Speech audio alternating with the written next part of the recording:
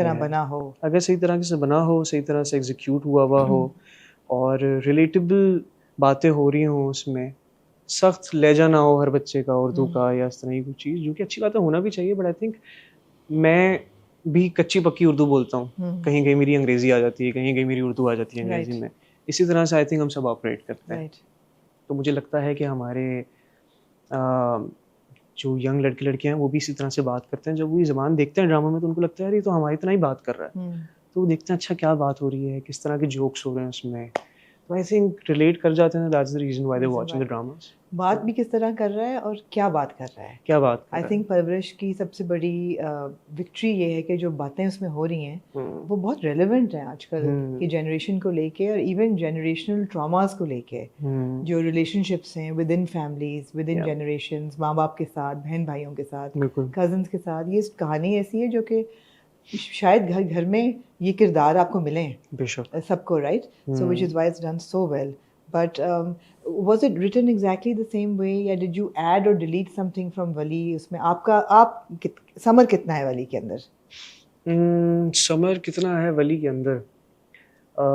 मतलब क्या वली ओरिजिनली गाना गाता था या वो समर लेके आया? नहीं, that was written in the script और हमने शुरू दिन से रखा भी इसी तरह से था, मीसम भाई और किरण, के वली गाता है और लिखता है, सॉन्ग राइटर है, तो मुझे like I said कि the reason why I felt कि I can relate to Wali is because of this, the passion for music and मैं कहता आया हूँ कि जैसे वली की जंग उसके घर वालों से थी म्यूज़िक को लेके, मेरी जंग मेरे आप से मेरे साथ थी, ठीक है, because I was very insecure about my music. You were? Yeah, I was बहुत ही इतनी हद तक के गाने बना के रखे हैं और मैं बोल रहा हूँ कि इसको ना चलाएं, इसको ना सुने प्लीज़, अजीब लग रहा है मुझे, मैं इतना इनसिक्योर होता था अपने म्यूजिक को लेके, अभी भी हूँ किसी हद तक, बट या आई थिंक वो ब्रेक थ्रू कब आया? I think felt confident about your music recently, जब after परवरिश? Yeah, I think after परवरिश. Really, that recent? Yeah. उससे पहले I released one of my originals in Feb, तो जब वो आया था उसके बाद थोड़ा सा हौसला बढ़ा कि नहीं म्यूजिक रिलीज किया जा सकता है।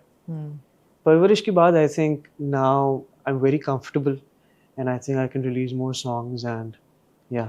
How does it feel to have global ranking? And I think it was always a dream and I manifested this a lot. But जब थोड़े टाइम पहले I was manifesting this कि I want to top a chart on Spotify. तो जब हुआ तो फिर I was walking with my dog Floyd. जैसे ही मैंने रिफ्रेश किया और नंबर 1 पे आया तो मैं पहले तो बड़ा इमोशनल हुआ, then I called Nimra. I was like Nimra, हो गया है। I was like oh my god, हम दोनों बड़ा इमोशनल हो गए because I think we've been working on it since very long time. Now that it has happened, तो अच्छा लगता है, शुक्र अदा करते हैं कि अल्लाह मैंने इज्जत दी है, लोगों के दिल में डाली है, so we feel grateful for that. अच्छा, मेरा फेवरेट मैं रहूं ही है। I know that you prefer गुजारिश, मगर मैं रहूं की बहुत सॉफ्ट टोन है। It's easy to listen. It's easy to hear and बार-बार लूप पे चलता रहे तो अच्छा लगता है। Easy to sing along as well. ज़्यादा technicalities नहीं है उस तरह से सुर में या मेलोडी में। Absolutely. मुझे तो पोएम सी फील आती है, तो जो कि अच्छी बात है। तो how many songs are you sitting on right now? क्या ना लिख के रखता जा रहा था। मैंने जो अभी तक बना लिए हैं, मैं अभी I was in Lahore for a week, तो मैं ये बता दूं कि मैंने उस एक वीक में मैंने 5 गाने बनाए जी, और उससे पहले मेरे पास तकरीबन 9 से 10 गाने रखे हुए हैं, तो which means I think I have 15 to 16 songs ready अभी। अब वो नहीं पता कि हम इस साल पूरे निकाल पाएंगे लेकिन yes we're trying। वक्त पे निकल आएंगे, जब उनका सही वक्त होगा वो निकल आएंगे, बिल्कुल। तो समर, पेरेंट्स की तरफ से is there support for your career choices या there is a bit of concern? क्योंकि वही बात है कि music is a great field, अगर आप कामयाब हो जाएं, आपकी हिट निकल आए या व्हाटएवर, इसके अलावा जैसे इवन ड्रामा में योर मेंटोर सेज कि मेडिकल की डिग्री ले लो यार, उसके बाद म्यूजिक करते रहना। हसन रहीम भी है, सलमान अहमद भी हैं, सब डॉक्टर्स बन के और फिर म्यूजिक की तरफ गए। तो डू यू फील और डू योर पेरेंट्स फील कि कोई स्टेबल एक डिग्री हाथ में हो, पढ़ाई कंप्लीट करो फिर जो मर्जी करो, ड्रामा भी करो, व्हाटएवर, इसमें पता नहीं मिले कि नहीं मिले फेम, कमाई मिले कि नहीं, रोजी मिले कि नहीं, ख्वारी हो आगे जाके, सो घर वालों की क्या है? सिर्फ घर वालों की नहीं, आई थिंक मेरी खुद की भी है क्या, है हाँ, कि I think it's important to have a degree. No matter what, आप जितने भी कामयाब हो, इन दी एंड आपकी डिग्री मैटर करती है। ठीक है, मेरे नज़दीक, मैं शायद गलत भी हो सकता हूँ।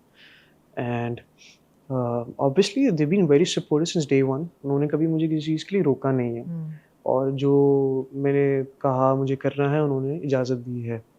सबके वालिदैन जो भी होते हैं उनकी रिक्वेस्ट होती है कि डिग्री कर लो, अच्छी कर लो, फिर उसके या बाद जो करना है कर जो लेना। करना करो। ठीक है। अब आई थिंक मेरे केस में ऐसा हुआ कि मेरी डिग्री शुरू होने से पहले ही चीज़ें कुछ ऐसी हो गई कि मैं उस तरफ ज़्यादा ध्यान नहीं दे पाया ओके इस टाइम पीरियड में।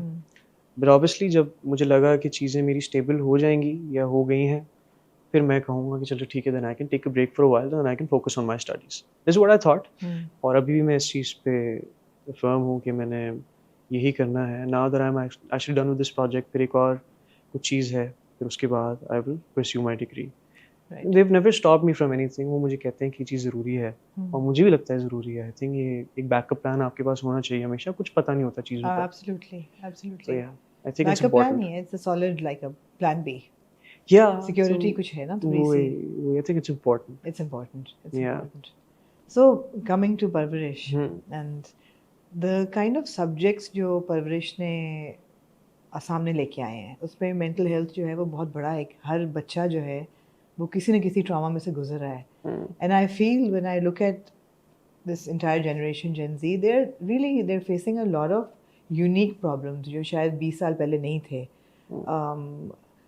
हाउ रियल इज़ इट कि ऑब्वियसली हम सब बात तो कर लेते हैं मेंटल हेल्थ की है वो, लेकिन आजकल के ऐसे रियल कौन से प्रॉब्लम्स हैं जो वाकई ड्रामे में भी रिफ्लेक्ट हो रहे हैं और ये एग्जिस्ट भी करते हैं कि बहुत सारे लोग सोच के देखते होंगे ये कौन करता है। फॉर एग्जांपल अब जो उन्होंने दिखाया है समर की बहन का, that she is hurting herself, बहुत से लोग देख के कहते हैं कि यार ये नहीं होता, ये नहीं होता, या उसको सुसाइडल थॉट्स हो रहे हैं, कहते हैं नहीं यार नहीं होता, माँ बाप प्यार करते हैं इसको, ऐसी क्यों है, या अमल ऐसी क्यों है, इसको तो सपोर्ट है, इसके माँ बाप तो अच्छे हैं। And she is a bright kid and Reham did मतलब reply to this, she did explain it. मगर ये बात है कि I want to hear it from you as well कि जेन ज़ी के ऐसे कौन से प्रॉब्लम्स हैं जो कि परवरिश has tackled in your eyes perfectly. I think अगर आपने कल की एपिसोड देखी थी, उसमें बॉस वली से एक सवाल पूछते हैं कि तुम कौन हो। तुम हो कौन? फूड फॉर थॉट, सोचो इस बारे में। उसके बाद जवाब नहीं होता। नहीं, ठीक है। आई थिंक हम सब जो अभी फेस कर रहे हैं वो ये है कि वे फिगरिंग आउट कि हम कौन हैं। ठीक है। जब मुझे लगता है कि जो परवरिश ने जो टैकल किया है या जो दिखाया है वो यही है कि we too lost in the world. हमें इतनी रुकावटें लगती हैं कि हमारी ज़िंदगी में है या आ रही हैं, जिसकी वजह से हम फंस जाते हैं उस आप को ढूंढने में जो हमें नज़र नहीं आता। ठीक है। And with that I think parents का जो सपोर्ट होता है वो बहुत मैटर करता है। मेरी अपनी ज़िंदगी में अगर मैं बात बताऊं, तो अगर मैं आज ठीक हूँ, if I am doing well for my self, my career, it's because of my parents. They have always supported me in every possible way. मैंने जो कहा उन्होंने समझा और मुझे उस हवाले से इजाज़त दी कि मैं वो चीज़ करूँ, बजाय इसके कि मेरे पर अपने एक्सपीरियंसेस या चीज़ें इम्पोज की कि नहीं ज़िंदगी तो ऐसे ही चलती है और हमने तो जी है तो तुम भी यही जियोगे। मेरे केस में कभी ऐसा नहीं हुआ। उन्होंने बताया, समझाया कि हमारे टाइम पे ये चीज़ हुई, हमने उसको इस तरह से डील किया, अब तुम्हें जो सही लगता है तुम उसको अपने हिसाब से डील करो। हमसे पूछ सकते हो, हमारा मशवरा ले सकते हो, लेकिन ज़िंदगी का फैसला तो तुम्हारा ही है। This is always been the case. जैसे I was sitting with my father and my mother, हम एक चीज़ पे बात कर रहे थे, देन आई सेड कि बाबा डिसीजन तो देखिए इन द एंड आप ही का ही होता है। कहते कैसे हो सकता है मेरा, तुम भी इस घर में हो, तुम्हारी अम्मा इस घर में है, तुम्हारी बहन इस घर में है, कलेक्टिव डिसीजन होता है। जो हम कहेंगे वो कॉन्वर्जेशन है जो हम बात करेंगे इस बारे में, और डिसीजन हम सबका एक साथ ही होना चाहिए। मैं कोई फैसला अकेले नहीं ले सकता।